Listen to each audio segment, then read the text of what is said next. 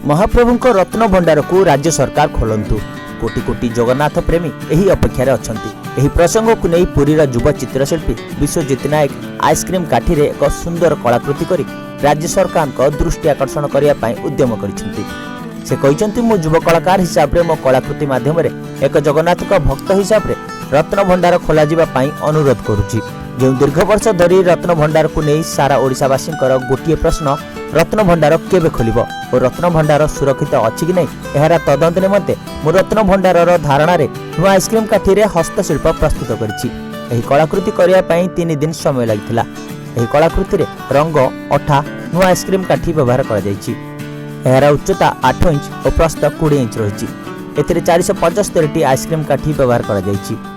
नमस्कार, जय जगन्नाथ। मु विश्वजित नायक। मु सरकार दृष्टि आकर्षण करने नुआ आइसक्रीम काठी रे एक रत्न भंडार कॉन्सेप्ट गोटे क्राफ्ट करिछि। याकू करबा पय मते 3 दिन टाइम लागिथिला। एटारे 375 आइसक्रीम काठी माको निर्माण करिछि।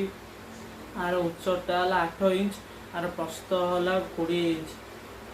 मु एक जगन्नाथ भक्त हिसाब रे ओ एक कलाकार हिसाब रे मु सरकार को अनुरोध करुछि, रत्न भंडार खोला जाऊ।